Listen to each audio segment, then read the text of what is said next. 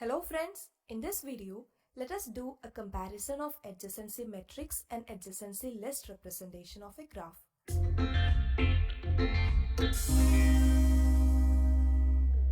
So before getting started with this, first let us learn what is a dense graph and what is a sparse graph. So a dense graph is a graph where the number of edges are close to the maximal number of edges, or which is almost equal to v square. And see this graph. Here, every vertex is connected to each other. Hence, we can call this as a dense graph. So what will be a sparse graph? It will be a graph where the number of edges are close to the minimal number of edges, or which is almost equal to v. See this graph. Here, the vertices are connected sparsely. Hence, we can call this as a sparse graph. Let us understand which is the best method to represent the dense graph and the sparse graph. So let us take the graph of 5 vertices. So v equal to 5 here. So it will be a v by v matrix. So the space complexity will be order of v square, that is order of 5 square, that is order of 25. And if we use adjacency list to represent this graph, the space complexity will be order of v plus e, because it will be v list with a total of e edges. That is order of 5 plus 7, which is order of 12.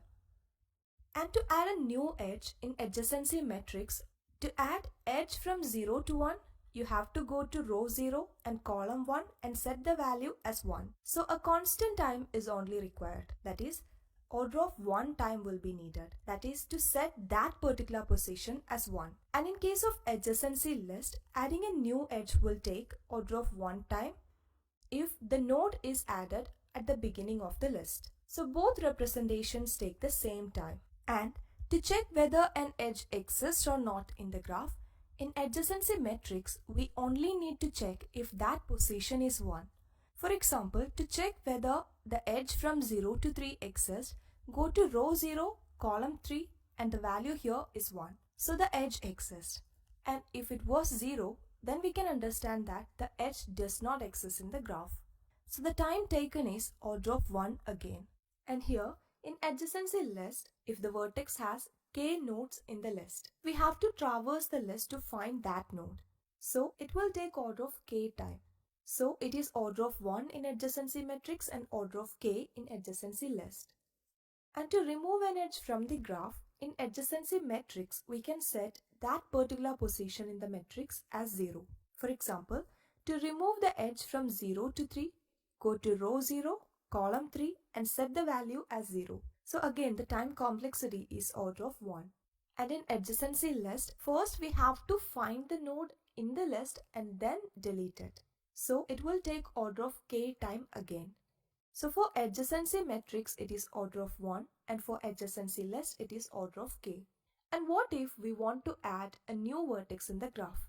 For example, if we want to add one more vertex in this graph, that is a total of 6 vertices, then we need to create a 6 by 6 matrix, and then we need to copy the old edge matrix to the new one. So the time complexity is order of v square, that is 6 square, that is order of 36. And in adjacency list, to add a new vertex, it will take order of 1 time only, because we can simply increase the size dynamically. So it is order of k in matrix and order of 1 in list representation.